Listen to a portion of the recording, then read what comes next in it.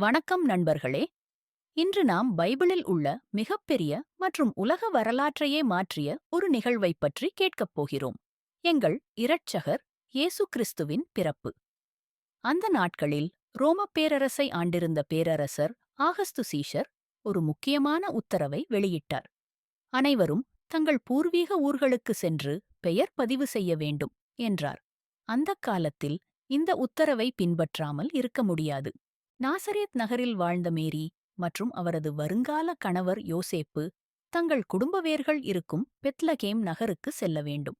அது சுமார் 100 கிலோமீட்டர் தூரம், நீண்ட மற்றும் கடினமான பயணம். மேலும் மேரி அந்த நேரத்தில் கர்ப்பமாக இருந்தார்.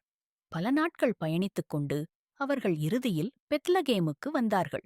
ஆனால் நகரம் மக்கள் கூட்டம் நிறைந்திருந்தது, ஏனெனில் அனைவரும் பெயர் பதிவு செய்வதற்காக வந்திருந்தார்கள். யோசேப்பு தங்க இடம் தேடிப் பார்த்தார்.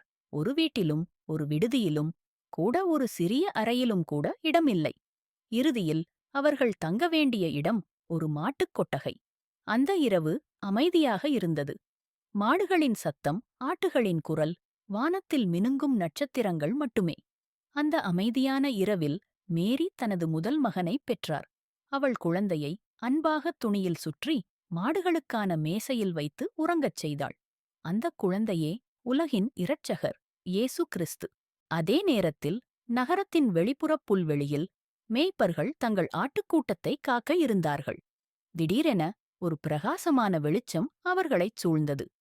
ஒரு தேவதூதர் தோன்றி சொன்னார், பயப்படாதீர்கள், இன்று தாவீதின் நகரத்தில் உங்களுக்கு ஒரு இரட்சகர் பிறந்திருக்கிறார். அவர் கிறிஸ்து ஆண்டவர். தூதர் மேலும் கூறினார், நீங்கள் ஒரு குழந்தையை துணியில் சுற்றி மேசையில் படுத்திருப்பதை பார்ப்பீர்கள். அதுவே அவர். அந்தச் செய்தியை கேட்டதும் மேய்ப்பர்கள் உடனே ஓடி அந்தக் குழந்தையைத் தேடிச் சென்றார்கள். அவர்கள் மேரியையும் யோசேப்பையும் மற்றும் தூதர் சொன்னபடி மேசையில் இருக்கும் குழந்தையையும் கண்டார்கள். அவர்கள் ஆனந்தத்திலும் ஆச்சரியத்திலும் நிறைந்தனர். அந்த இரவு வானத்தில் தேவதூதர்கள் பாடினர், உயரங்களில் தேவனுக்குத் துதி, பூமியில் சமாதானம், மனுஷர் மேல் அவருடைய நன்மகிழ்ச்சி.